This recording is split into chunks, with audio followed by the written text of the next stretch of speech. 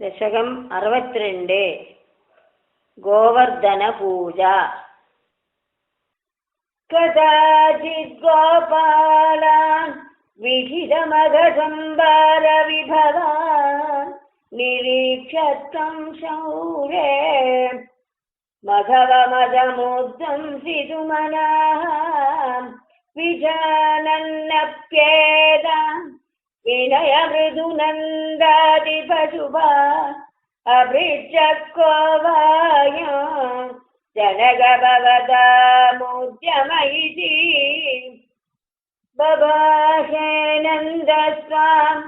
सुदननु विधेयो मघवदो मगो वर्षे वर्षे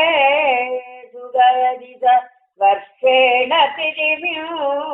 नृणां वर्षायत्तं निखिलमुपजीव्यं महितले विशेषादस्माकं तृणसलिलजीव्याधिपशवः इति श्रुत्वा वाचं विदुरै भवानाहसरसं दिगे तन्नो सत्यो मगमजनिता वृष्टिरिदीयते अदृष्टं जीवानां सृजति खलु वृष्टिं समुचितां महारण्ये वृक्षा किमिव बलिमिन्द्राय ददते इदं तावत् सत्यं यदिह पशवो न कुलधनं तदा जीव्यायादो बलिरदल पत्रेः समुचितः सुराभ्योऽप्युत्कृष्टा ननु धरणि देव क्षितितले तदस्तेऽप्याराध्या इति जगदि दत्त्वं निजजनाने भवद्वाजं श्रुत्वा बहुमति उदासे विवशुभा द्विजेन्द्रानच्छन्दो बलिमद दुरुच्चै क्षितिमृगे यदुप्रादक्षिण्यं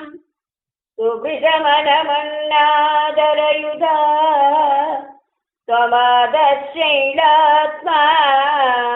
बलिमखिलमाभीरपुरतः अवोचैवं तान् किमिह विदधं मे निगदितं गिरीन्द्रो नन्वेषः सबलिम् उपभुङ्क्ते स्ववपुषा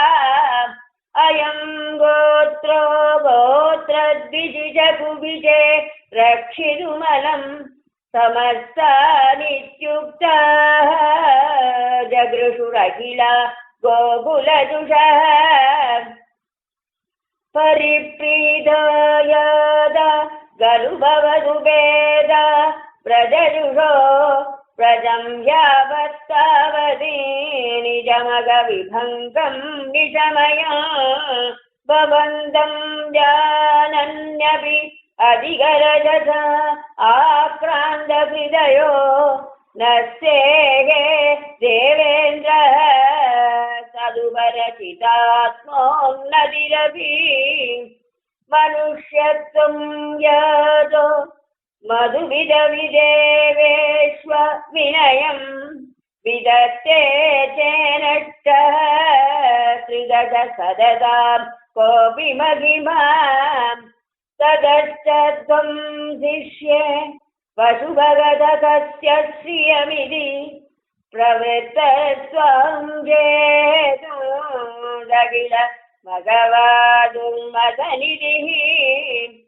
तत् आवासं हन्तुं